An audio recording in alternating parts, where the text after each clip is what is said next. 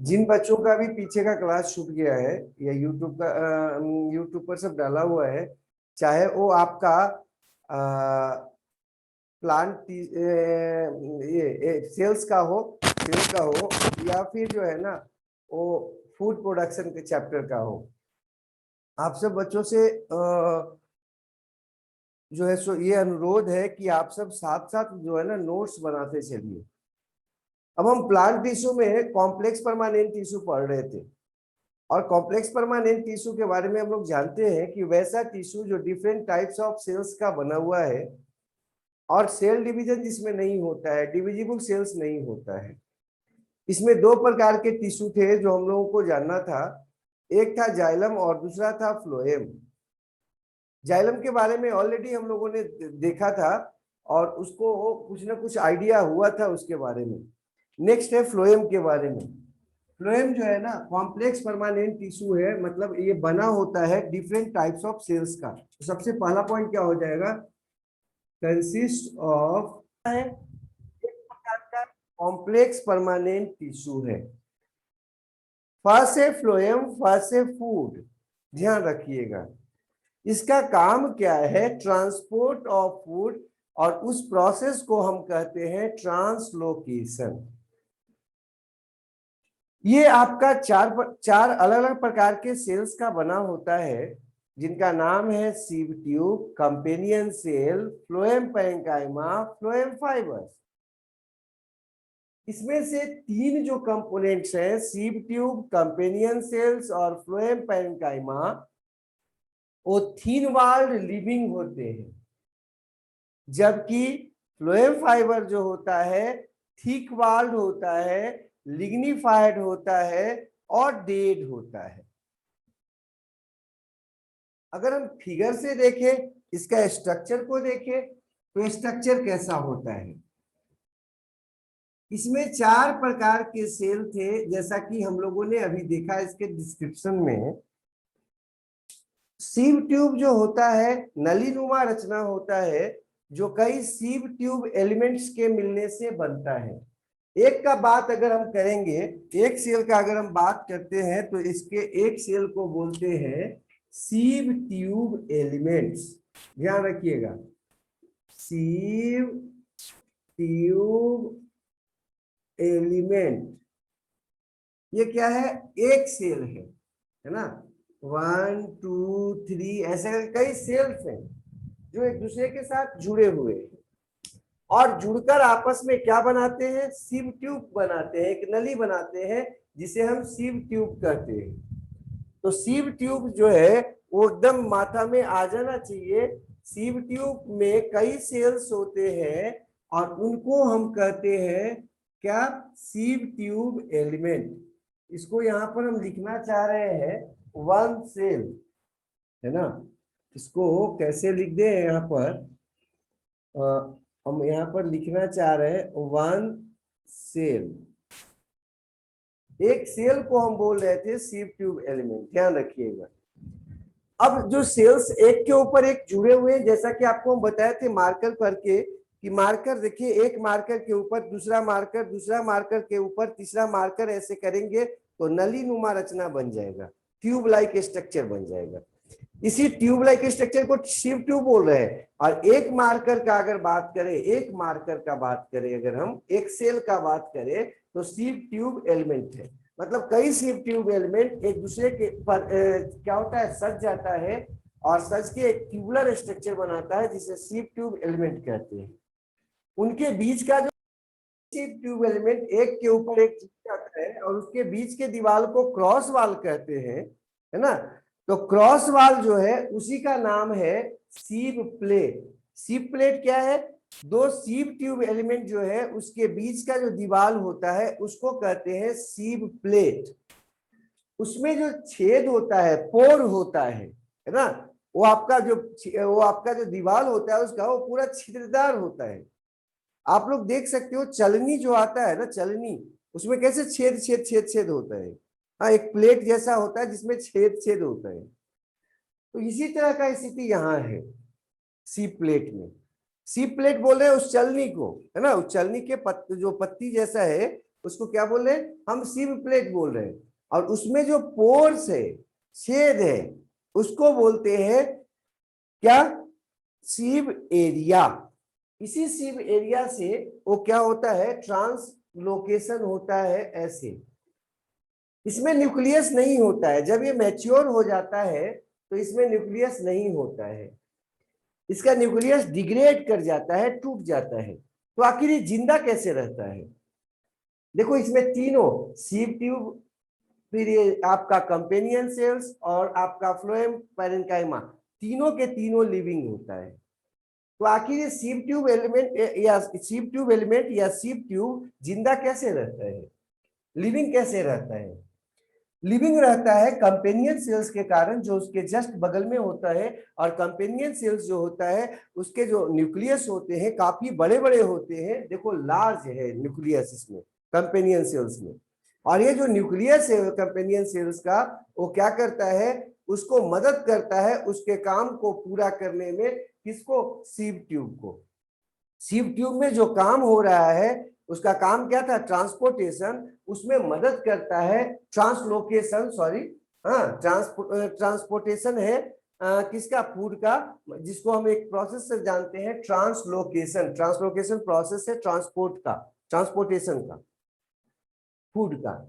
अब companion cells का भी काम बता दिए कि बड़ा बड़ा न्यूक्लियस वाला जो सेल है, लंबा लंबा, इसका नाम है कंपेनियन सेल्स। ये क्या करता है, सीव ट्यूब को या सीव ट्यूब एलिमेंट को उसके कामों को पूरा करने में मदद किया। फ्लोएम पैरेन्काइमा जो है उसका काम क्या है, फूड को स्टोर करना। और फ्लोएम फाइबर जो है उसका काम है मैकेनिकल सपोर्ट देना। अर्थात ये जो फ्लोएम है उसका काम हो गया transport of food from leaf to other parts of the plant body. और इस प्रक्रिया को कहते हैं ट्रांसलोकेशन। कुछ आपको हम फिगर से दिखाना चाहते हैं आपके जाइलम फ्लोएम को। ठीक है, जाइलम या फ्लोएम आपका कैसा होता है, क्योंकि फ्लोएम भी समाप्त हो गया। और हम प्लांट टिश्यू का बात करेंगे, प्लांट बॉडी में कैसे टिश्यू अरेंज होता है। तो जो प्लांट बॉडी होता है उसमें सारे के सारे प्लांट टिश्यू आपस में मिलकर टिश्यू सिस्टम बनाते हैं। ये ध्यान रखिएगा, यहां पर हम लिखे हैं सिस्टम। सिस्टम जो है ना, जहां भी आएगा, जैसे मान लीजिए ऑर्गन सिस्टम लिखा हुआ है, सिस्टम, तो सिस्टम का मतलब यहां पर आपको समझना है ग्रुप। ग्रुप, ऑर्गन सिस्टम मतलब किसका ग्रुप, ग्रुप ऑफ ऑर्गन्स। इसी तरह से टिश्यू सिस्टम, टिश्यू सिस्टम, तो क्या समझना है आपको, ग्रुप ऑफ टिश्यू, टिश्यूज। तो कई टिश्यूज जो है, कई प्रकार के जो टिश्यूज हैं वो एक साथ मिलकर ग्रुप में 3 ग्रुप बनाते हैं। एपिडर्मल टिश्यू सिस्टम, कॉर्टिकल या ग्राउंड टिश्यू सिस्टम, और तीसरा है vascular tissue system. Vascular tissue system मुख्यतः बना होता है जाइलम एंड फ्लोएम से, फ्लोएम से। एपिडर्मल टिश्यू सिस्टम जो होता है मुख्यतः बना होता है पैरेन्काइमा और कोलेनकाइमा से। और उसी तरह से ग्राउंड टिश्यू सिस्टम भी जो होता है वो भी बना होता है किसका, कोलेनकाइमा, और कुछ में स्क्लेरेनकाइमा भी होता है और पैरेन्काइमा का ध्यान रखना है। और जैसा सबका नाम है, काम भी सबका वैसा ही वैसा है। सबसे पहले हम अगर एपिडर्मल टिश्यू सिस्टम का बात करें तो ये क्या करता है, इसका काम है protection to internal structure, internal structures, जो भी अंदरूनी के अंदर के जो स्ट्रक्चर्स है सबको क्या करता है, प्रोटेक्शन देता है। कॉर्टिकल टिश्यू का सिस्टम का अगर बात करें तो इसका मुख्य काम है food storage and local transport, मतलब अगल बगल में जो पदार्थों का वहां पर मूवमेंट होगा उसका करना इसका काम है।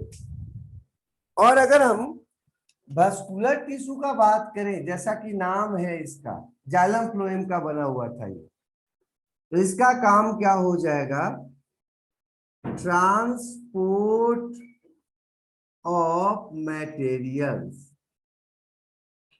इन प्लांट बॉडी, ये इसका काम हो गया, इसका वास्कुलर टिश्यू का। तो ये जो तीनों जो टिश्यू सिस्टम है, ये तीनों के तीनों टिश्यू सिस्टम का अपना अपना काम है प्लांट बॉडी के अंदर।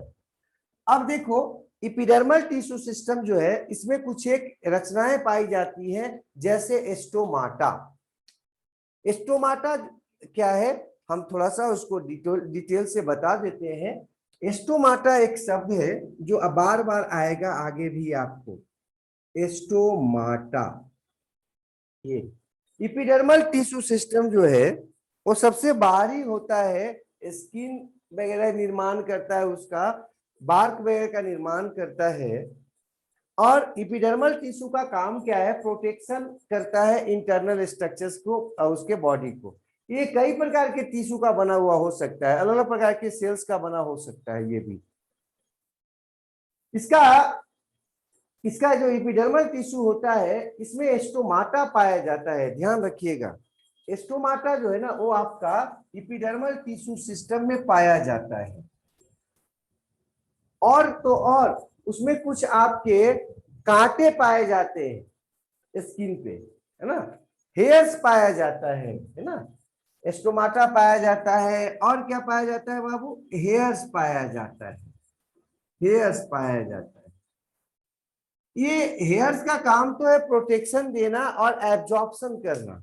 जैसे स्किन के एपिडर्मल टिश्यू पर हेयर्स जो होता है, सॉरी रूट के एपिडर्मल टिश्यू पर जो आपका हेयर्स होता है उसे रूट हेयर्स कहते हैं। और ये क्या काम करता है, ये आपका एब्जॉर्प्शन में मदद करता है, रूट हेयर्स। और इसका काम है क्या, एब्जॉर्प्शन, एब्जॉर्प्शन इसका काम है। किसका बाबू, रूट हेयर्स का काम है एब्जॉर्प्शन। इसी तरह से अगर स्किन पर होगा, कहाँ, स्टेम पर, तो उसको प्रोटेक्शन देगा। तो एपिडर्मल टिश्यू सिस्टम का काम ही है प्रोटेक्शन देना। उसपे दो तीन स्ट्रक्चर्स है, जिसमें प्रमुख है आपका हेयर्स, एस्टोमाटा। एस्टोमाटा जो है ना, वो क्या होता है, तो माइन्यूट पोर्स होता है, उसको भी हम फिगर से भी दिखाते हैं, जो कि आपका गार्ड सेल के द्वारा घिरा होता है। एस्टोमाटा का काम क्या है, ये आपका दो तीन काम करता है। पहला काम तो ये करता है कि O2 का और CO2 का आदान प्रदान में मदद करता है, किसके साथ, वातावरण के साथ, प्लांट बॉडी को। और दूसरा काम क्या करता है, ट्रांसपोर्टेशन करता है प्लांट में वाटर और मिनरल्स के ट्रांसपोर्टेशन में मदद करता है, किसके मदद से, ट्रांसपायरेशन के मदद से। ट्रांसपायरेशन यही से होता है, कहां से, मेनली एस्टोमाटा से। तो एस्टोमाटा लॉस ऑफ वाटर करता है वेपर के फॉर्म में, जिससे कि एसेंट ऑफ सैप में मदद मिलता है। ट्रांसपोर्टेशन ऑफ वाटर और मिनरल्स में मदद मिलता है, एसेंट ऑफ सैप, नीचे से पानी और मिनरल्स का ऊपर चढ़ना, उसमें ये मदद करता है। कौन, आपका एस्टोमाटा का ट्रांसपायरेशन। अब एस्टोमाटा रहता कहाँ है, तो मिट्टी के ऊपर जो भी प्लांट का बॉडी पार्ट है उन सब पर एस्टोमाटा पाया जाता है। मुख्यतः लीफ पर होता है, पत्तियों के सतह पर मुख्यतः पाया जाता है, और पत्तियों में भी मुख्यतः निचली सतह पर ज्यादा होता है। लोअर जो आपका इंड्स, लोअर जो आपका उसका सरफेस है उस पर ज्यादा होता है लीव्स में। लेकिन आपका कुछ पौधों में अपर लिप्स पे भी होगा, और ऐसा नहीं है कि हम नहीं बोले कि ऊपर पर नहीं होगा, लेकिन ज्यादा जो अरेंजमेंट है कहाँ होगा, नीचे होगा। जो नए आपके स्टेम होते हैं जैसे आम आप खा रहे होंगे, आम डालते होंगे तो फिर उसमें से देखना नया पौधा आता है, उसका पूरा का पूरा तना जो ना एकदम हरा जैसा होता है। तो नया जो प्लांट आया है, यंग प्लांट जो आया है, एडल्ट नहीं यंग है ना, अभी नया आया है, उन प्लांट के जो आपके स्टेम होते हैं उसके सतह पर भी आपका स्टोमाटा पाया जाता है। तो स्टोमाटा जो है वो आपका केवल लीफ पर ही नहीं होता, स्टेम के भी सरफेस पर पाया जाता है, एपिडर्मल सरफेस पर पाया जाता है। अब स्टोमाटा का काम आपको बता ही दिए थे। दूसरा जो था कॉर्टिकल टिश्यू सिस्टम, वो कई प्रकार के टिश्यू का या सेल्स का बना हुआ था, पेरेन्काइमा हो, कोलेनकाइमा हो, हाँ, और उसका मुख्य काम क्या था, फूड स्टोरेज और थोड़ा बहुत सहारा भी, प्लस लोकल ट्रांसपोर्ट करता है। हाँ, अगल बगल में जो भोजन देना हुआ या वाटर वगैरह का मूवमेंट हुआ, लोकल ट्रांसपोर्ट, आपका ट्रांसवर्स जो आपका ट्रांसपोर्टेशन होता है उसमें, है ना, वो लॉन्गिट्यूडनल ट्रांसपोर्ट में ज्यादा इसका इंपॉर्टेंस नहीं है।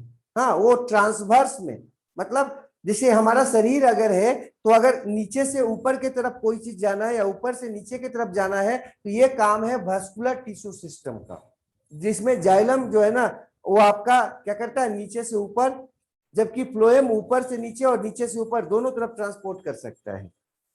लेकिन ये जो कॉर्टिकल टिश्यू सिस्टम है, अब मान लेते हैं हमारा ये माइक है, यहां से जो है ना दाएं जाना है बाएं जाना है, तो इस ट्रांसपोर्ट में मुख्यतः मदद करता है कौन, कॉर्टिकल टिश्यू सिस्टम। वो आपका वर्टिकल बोल सकते हैं है ना, वो ट्रांसवर्स ट्रांसपोर्ट है ना, ट्रांसवर्स ट्रांसपोर्ट में ये मदद करता है कौन, कॉर्टिकल टिश्यू सिस्टम। अब वास्कुलर टिश्यू सिस्टम कैसा, लॉन्गिट्यूडनल ट्रांसपोर्ट में मेनली, हाँ, इसका मुख्य काम है लॉन्गिट्यूडनल ट्रांसपोर्ट, मतलब पौधे के प्लांट बॉडी के लंबाई के लॉन्ग जो है ना ट्रांसपोर्ट में मदद करता है कौन, वास्कुलर टिश्यू सिस्टम। अब कुछ फिगर हम देख लेते हैं। देखिए हम एक गुलाब का पौधा लिए हैं और उसके मदद से आपको उसमें जो डिफरेंट टिश्यू सिस्टम या व्यवस्था है उसको दिखाना चाह रहे हैं। देखो, आप में ढेर सारे बच्चों को रूट और स्टेम में अंतर मालूम नहीं होगा, या शूट किसको बोलती ये सब नहीं मालूम होगा, तो हम चाह रहे हैं पहले थोड़ा सा समझ लें इसको। सॉइल सरफेस के नीचे जो भी आपका प्लांट बॉडी का पार्ट होता है मेनली उसको हम लोग क्या कहते हैं, रूट सिस्टम कहते हैं। और रूट सिस्टम जो होता है उसका मेन काम होता है anchorage of plant body in soil, है ना, सॉइल में प्लांट बॉडी को क्या करना, पकड़ के रखना। और दूसरा काम जो इसका होता है वो ये होता है कि ये करता क्या है, आपका एब्जॉर्प्शन ऑफ वाटर और मिनरल्स करता है, कहां से, सॉइल में से, और एब्जॉर्ब करके प्लांट बॉडी को ऊपर ले आने में मदद करता है, किसके मदद से, जाइलम के मदद से। ये सब में जाइलम होगा, सब में एपिडर्मल टिश्यू सिस्टम होगा और सब में कॉर्टिकल टिश्यू सिस्टम होगा, यह रहता है।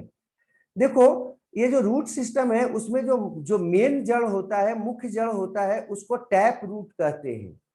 हाँ, जो बीच में जो मुख्य जड़ होता है, मेन रूट होता है, उसको कहते हैं टैप रूट। उससे जो ब्रांच निकलता है उसको कहते हैं लैटरल रूट। और उसमें आगे में आप देख रहे होंगे या फिर उसमें ढेर सारा छोटा छोटा महीन आपका बाल नुमा रचना निकला होता है, उसको कहते हैं रूट हेयर्स। तो रूट हेयर्स जो है वो आपका एक सेल का बना होता है, यूनिसेलुलर होता है मेनली। अब हम आगे बढ़े तो एक बात और यहाँ पर हम बताना चाहेंगे, ये तो आप देख रहे होंगे ऐसा ऐसा कुछ पौधों में आप ऐसा भी देखते होंगे कि जब कबाड़ते हैं पौधों को मिट्टी से तो यहाँ पर ढेर सारा जो है ना जड़ एक साथ है, सब देखने में एक जैसा नजर आता है। हाँ, उसको हम लोग कहते हैं फाइब्रस रूट, और वो पाया जाता है मोनोकॉट में। ये जो प्लांट जिसमें ऐसा रूट व्यवस्था होगा उसको हम कहेंगे डाइकॉट रूट। अब ऊपर में आओ, सॉइल सरफेस के ऊपर तो जो भी सिस्टम है उसको सूट सिस्टम कहते हैं। सॉइल के ऊपर का जो भी आपका पार्ट होता है किसी प्लांट का उसको क्या कहते हैं, सूट सिस्टम। इसमें दो मुख्य होता है, पहला स्टेम और दूसरा लीफ। ये लीफ हो गया और दूसरा स्टेम हो गया, ये दोनों प्रमुख है। बाकी फ्रूट्स वगैरह जो है, फ्लावर वगैरह जो है वो मॉडिफिकेशन है किसका, रूट लीफ का, सॉरी लीफ का। यहाँ पर हम देख रहे हैं कांटा भी है, ये कांटा भी जो है ना मॉडिफिकेशन है किसका, लीफ का। और स्टेम का भी कुछ हो जाता है, अलग अलग प्लांट्स में अलग अलग होता है, किसी में रूट का, सॉरी किसी में जो है ना वो आपका किसका लीफ का, तो किसी में ब्रांच का या स्टेम का मॉडिफिकेशन होता है। तो आपके दिमाग में रखना है कि ये शूट का मॉडिफिकेशन है कौन, कांटा। अब यहाँ पर बर्ड देख रहे होंगे आप, एक्जिलरी बर्ड और टर्मिनल बर्ड। जो शाखा के सबसे अंतिम में होगा बर्ड, बर्ड मतलब कली, जहां से विकास होता है उसका, यहाँ पर मेस्टमेटिक टिश्यू पाया जाता है। जहां भी कली आपको नजर आ रहा है बर्ड, उसको कह रहे हैं वहां पर मेस्टमेटिक टिश्यू है पूरा। तो एक देख रहे होंगे पत्ती और तना के बीच में है, तो उसको कहते हैं एक्जिलरी बर्ड। हाँ, लेकिन जो आपका तना के या स्टेम के अंत में है, ब्रांच के अंत में है, उसको कहते हैं टर्मिनल बर्ड। टर्मिनल मतलब अंत में। फ्लावर आप देख ही रहे हो, यहाँ पर देखो ये फ्रूट है ना, ओवरी है, ओवरी फ्रूट में बदल गया है, फूल यहाँ पर झड़ गया है, फ्लावर यहाँ पर समाप्त हो गया फ्लावर का बात। अब हम आगे बढ़ते अगर, तो देखते हैं आगे बढ़ते हुए प्लांट को काट कर देखते हैं, क्योंकि हम लोग पढ़ रहे हैं टिश्यू सिस्टम से, और टिश्यू सिस्टम को या टिश्यू को बिना काट के अंदर नहीं देखा जा सकता है। तो काटते कैसे हैं, देखो एक लीफ लिए हैं और लीफ को जो है ना उसके लंबाई के ट्रांसवर्स में काटे हैं। इसको काटने के लिए क्या करना पड़ता है, लीफ को या तो आलू में ले लेते हैं, आलू के अंदर डाल देते हैं काट कर और तब काटते हैं, या फिर वो जो आपका गोभी होता है उसके डंठल के अंदर डालकर काटते हैं। और काटने के बाद वो पतला पतला पीस जैसा निकलता है, उस पीस में आपको ऐसा नजर आएगा। हाँ, सबसे बाहर में देखो ये जो लेयर है नजर आ रहा है वो है डर्मल टिश्यू का, ठीक है। और उसके बाद अंदर में जो ग्रीन जैसा नजर आ रहा है आपका भरा हुआ जैसा पूरा, वो है आपका कॉर्टिकल टिश्यू सिस्टम या ग्राउंड टिश्यू सिस्टम, जैसा कि आपको बताए। और उसमें जाइलम और फ्लोएम जहां तहां है, देख रहे होंगे आप डार्क डार्क जैसा, ये है आपका वस्कुलर टिश्यू सिस्टम। पत्ती में जो आपका वो आपका डंठल जैसा होता है उसी का ये, उसी में आपका वस्कुलर टिश्यू वगैरह है। ये लीफ का क्रॉस सेक्शन था। अगर हम स्टेम को काट के देखें, देखो यहाँ पर स्टेम को काटा गया है। स्टेम को जब काटोगे तो साफ बाहर में डर्मल टिश्यू सिस्टम आ जाएगा। इसी में आपको हम एस्टोमाटा वगैरह बता रहे हैं, यहाँ भी एस्टोमाटा आपको दिखाएंगे हम अभी आगे में। डर्मल टिश्यू, उसके बाद ग्राउंड टिश्यू या कॉर्टिकल टिश्यू, ठीक है। और बीच में आप देख रहे होंगे ये सजा हुआ है वस्कुलर टिश्यू, है ना, रो में, या आपका एक सजावट है उसका रो के रूप में। अब हम आते हैं अगर किसमें, रूट का बात अगर हम करें तो रूट में अगर हम आते हैं तो क्या देख रहे हैं, उसका भी क्रॉस सेक्शन करो, ट्रांसवर्स सेक्शन करो। अगर आपको याद होगा क्लास में भी हम आपको बताए थे कि किसी के भी लंबाई में अगर हम काटते हैं, लंबाई के परपेंडिकुलर काटते हैं, तो उसको कहते हैं क्रॉस सेक्शन या ट्रांसवर्स सेक्शन। तो ये क्रॉस सेक्शन है, ऐसे देखो लंबाई के ट्रांसवर्स काट रहे हैं। अगर लंबाई के लॉन्ग काटते हैं तब उसको लॉन्गिट्यूडनल सेक्शन कहते हैं, एलएस कहते हैं। तो यहाँ पर रूट को जब काटा जाता है तो देखो इसमें वस्कुलर टिश्यू का अरेंजमेंट कैसा है, और स्टेम में देखो कैसे अरेंज है। इसमें बीच में एकदम वस्कुलर टिश्यू है, और इसमें क्या है, वस्कुलर टिश्यू जो है फैला हुआ है किसमें, ग्राउंड टिश्यू में। किसमें, स्टेम में। स्टेम में ध्यान रखिएगा फैला हुआ रहता है ना, ग्राउंड टिश्यू में। और रूट में कहाँ है, बीच में है आपका वस्कुलर टिश्यू, उसके चारों तरफ ग्राउंड टिश्यू, उसके चारों तरफ डर्मल टिश्यू या एपिडर्मल टिश्यू। तो ये आपको हम टिश्यू सिस्टम में कुछ बता रहे थे। अब मेरिस्टेम के बारे में थोड़ा सा हम लोग पढ़े थे, उसको यहाँ फिगर में देख लो। सबसे एपेक्स पर रहेगा तो क्या बोलेंगे उसको, एपिकल मेरिस्टेम। और बीच में रहेगा तो उसको क्या बोलेंगे, लेटरल मेरिस्टेम। देखो बीच बीच में जो है ना, जिससे आपका इसका मोटापा बढ़ता है, तो ये है आपका लेटरल मेरिस्टेम बीच में है। और रूट के भी एपेक्स में रहेगा तो उसको क्या बोलेंगे, एपिकल मेरिस्टेम। तो रूट के एपेक्स में रूट एपिकल मेरिस्टेम, और शूट के एपेक्स में क्या हो जाएगा, शूट एपिकल मेरिस्टेम। ये आपको मेरिस्टेम का कुछ हम फिगर दिखा रहे थे। अब आ जाओ रूट को थोड़ा लंबाई में भी फाड़ के देख रहे हैं। ये तो क्रॉस सेक्शन हो गया, ऊपर में काटे हैं इसको, और ये लंबाई में फाड़े हैं तो ये क्या हो जाएगा, लॉन्गिट्यूडनल सेक्शन है। ये लॉन्गिट्यूडनल सेक्शन है, एलएस है। लॉन्गिट्यूडनल सेक्शन में अगर आप देखोगे तो देख रहे हो सबसे बाहर में एपिडर्मल टिश्यू सिस्टम हो गया जो इसको प्रोटेक्ट कर रहा है। उसके बाद कॉर्टिकल, ये पैरेन्काइमा का मुक्ता बना होता है। और उसके बाद जो अंदर में ये देख रहे हो लाल से जो दिखाई दे रहा है आपको, और हरा से, ग्रीन से, ये है फ्लोएम और जाइलम का समूह। इसी को हम वस्कुलर बंडल बोल रहे थे या वस्कुलर टिश्यू सिस्टम कह रहे थे। किसको? जाइलम और फ्लोएम को एक साथ। इसी में और भी कुछ टिश्यू होता है पेरिसाइकिल वगैरह, जिसमें वही महत्वपूर्ण है। अब यहाँ पर देख रहे होंगे रूट में से कुछ बाल नुमा रचना निकला हुआ है, रूट हेयर्स जिसको बोल रहे हैं हम। ये जो रूट हेयर्स है, ये रियली में ये जो आपका सबसे बाहर में आप देख रहे होंगे सेल का है, ये सेल है ना, एपिडर्मल सेल्स है, उसका जो है ना उसमें से निकलता है, यूनिसेलुलर होता है ये। कौन? Root hairs. एब्जॉर्प्शन में मदद करता है। और देखो आगे में देखो ये जैसा कुछ देख रहे होंगे यहाँ पर, ये मेस्टमेटिक टिश्यू है, ये मेस्टमेटिक टिश्यू है, पूरा समूह मेस्टमेटिक टिश्यू है। और इसको बोलते हैं रूट कैप, ये रूट कैप है। हाँ, प्रोटेक्शन देता है, सुरक्षा देता है, ये रूट कैप है। टोपी नुमा रचना है, रूट के सबसे आगे में होता है, उसके बाद क्या होता है? मेस्टमेटिक टिश्यू होता है। तो आपको ऐसा कुछ हम दिखाना चाह रहे हैं कि आपको दिमाग में कुछ आइडिया आ जाए। अब यहाँ पर आ जाओ, जाइलम और फ्लोएम अंदर में देखो है ये लाल से जो दिखा रहे हैं ना, नली नली ढेर सारा, ये है आपका भेसल नली में। हाँ, और आ रहा है किससे? देखो कॉर्टिकल टिश्यू से होके आ रहा है। और तो और इसमें आपका हम अभी फ्लोएम नहीं दिखा है, केवल जाइलम यहाँ पर आपको नजर आ रहा है। और कॉर्टिकल जो है ना सेल्स, आपको उसको क्या कर रहा है? पानी लाके दे रहा है, मिनरल्स है ना, एब्जॉर्ब जो हुआ था। अब हम आगे थोड़ा सा और बढ़े तो ये देखिए, ये आपको हम दिखाना चाह रहे थे जाइलम का और ट्रैकिट्स और भेसल। देखिए भेसल और ट्रैकिट्स में कितना अंतर है। भेसल देख रहे हो पूरा नली नुमा है यहाँ से वहां तक, और जो सेल्स मिले हैं उसका जो क्रॉस वाल है देखो पूरा टूट गया है ना, टूटा हुआ यहाँ पर, और कई सेल्स जुड़े हुए हैं एक के ऊपर एक। पीट्स आपको बताया था ना, प्राइमरी केवल सेल वाल पाया जाएगा, सेकेंडरी सेल वाल नहीं पाया जाता है।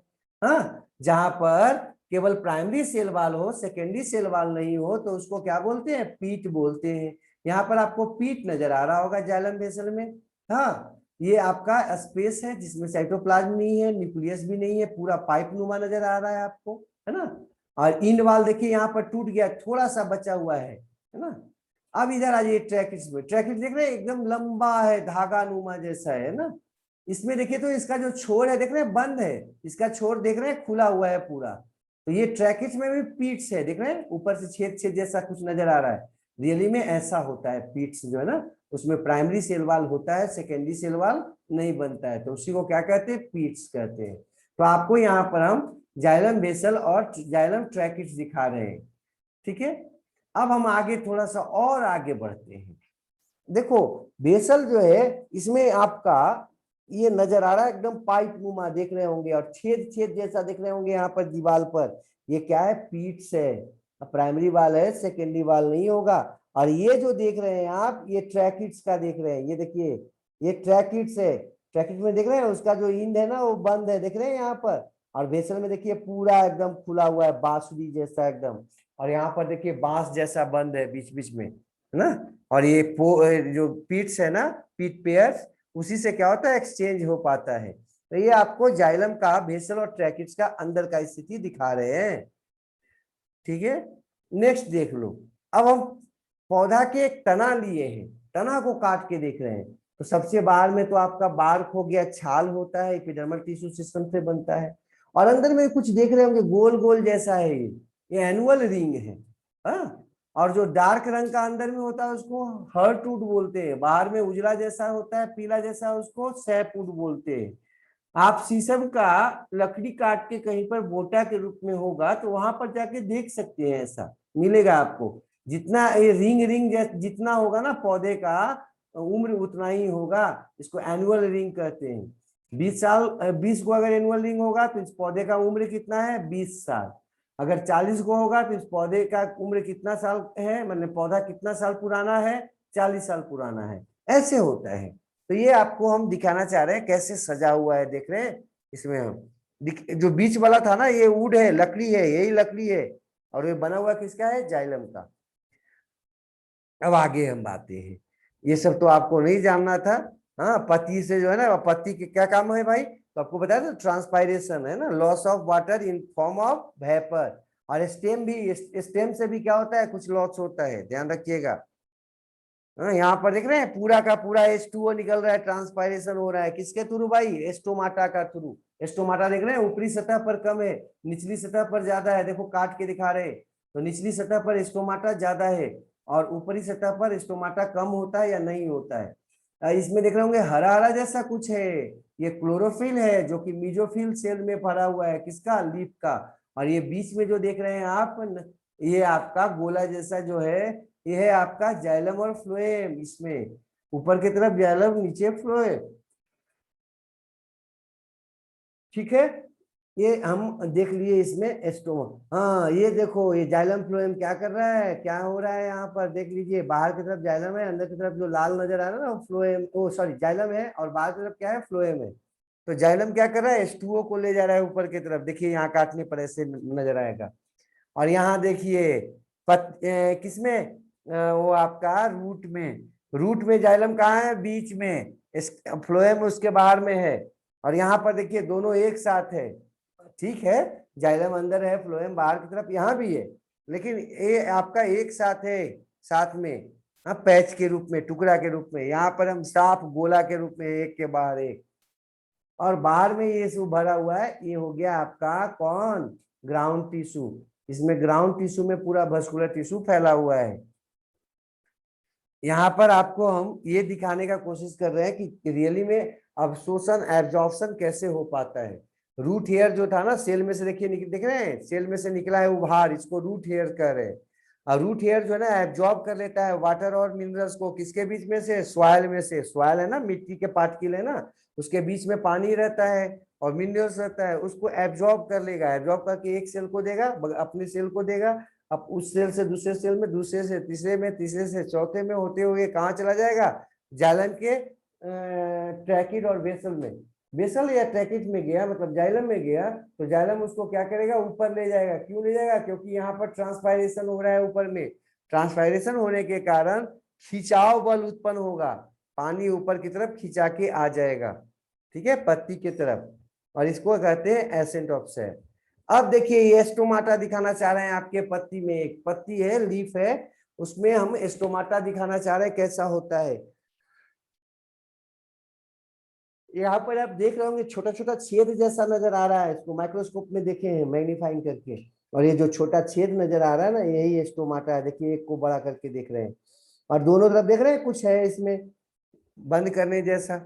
ये है आपका गार्ड सेल। तो दो गार्ड सेल होता है जो कि स्टोमाटा को बंद करता है। सामान्यतः गार्ड सेल स्टोमाटा के ओपनिंग और क्लोजिंग को बंद करता है, ओपनिंग करता है या क्लोजिंग करता है। तो ये पत्ती में आपको नजर आ रहा है, क्या नजर आ रहा था, स्टोमाटा, ठीक है। स्टोमाटा में देखो गार्ड सेल कैसा होता है, गार्ड सेल होता है, एक गार्ड सेल है, ये बीच में जो छेद है इसको स्टोमेटल पोर कहेंगे, और दोनों को एक साथ स्टोमाटा कहेंगे। ये स्टोमाटा दिखा रहे हैं आपको। आगे क्लास में पढ़ेंगे कैसे स्टोमाटा बंद होता है, कैसे खुलता है। पानी अगर अंदर घुस जाए तो स्टोमाटा बंद हो जाएगा। देखिए वाटर जो है ना, अगर जो है ना वो आपका क्या होगा, अंदर घुस जाएगा तो स्टोमाटा खुल जाएगा, ध्यान रखिएगा। वाटर अगर गार्ड सेल में प्रवेश कर जाएगा तो स्टोमाटा खुल जाएगा। देख रहे हैं अंदर घुस रहा है पानी इसमें ना, वाटर बाहर से दूसरे सेल से घुस रहा है, किसमें, स्टोमाटा में, स्टोमाटा के गार्ड सेल में। और स्टोमाटा के गार्ड सेल में जैसे ही वाटर घुसेगा तो स्टोमाटा जो बंद है वो क्या हो जाएगा, खुल जाएगा। देखिए खुल गया। लेकिन अगर पानी जो है ना स्टोमाटा के गार्ड सेल से बाहर आएगा तो क्या होगा, स्टोमाटा क्या हो जाएगा, देखो खुला हुआ स्टोमाटा है, वो आपका बंद हो जाएगा। जैसे ही वाटर बाहर निकलेगा स्टोमाटा क्या हो जाएगा, बंद हो जाएगा। तो ये स्टोमाटा के खुलने और बंद होने की बात को बता रहे थे। और हम आगे बढ़ जाते हैं। देख रहे हो ये क्यूटिकल है सबसे ऊपर में, देखिएगा। अगर आप पत्ती को लिए होंगे, जलाएंगे अगर आग में, तो देखिएगा कुछ तेल जैसा छूटता है उसके ऊपर के सतह पर, तेल जैसा जो है ना आग के आगे आगे चलता है। या पत्ती को आप गर्म करो ना तो देखना मुलायम हो जाता है, सॉफ्ट हो जाता है। तो ये किसके कारण होता है, इस पर एक परत होता है मोम का, मोम जैसा, जिसको हम क्या कहते हैं, क्यूटिकल कहते हैं, उसके चलते होता है।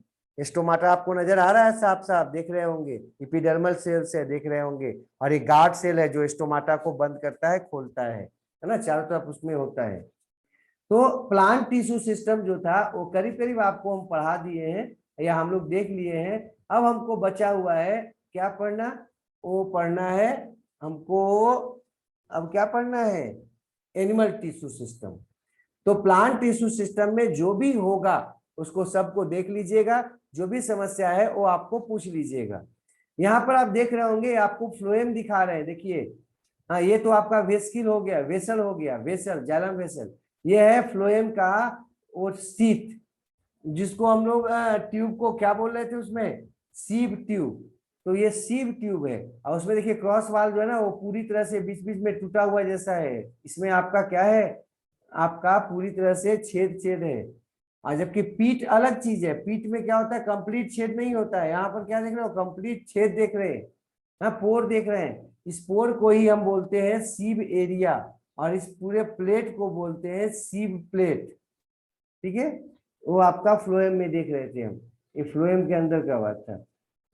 तो ये आपको सीव ट्यूब और जाइलम वेसल बता दिए।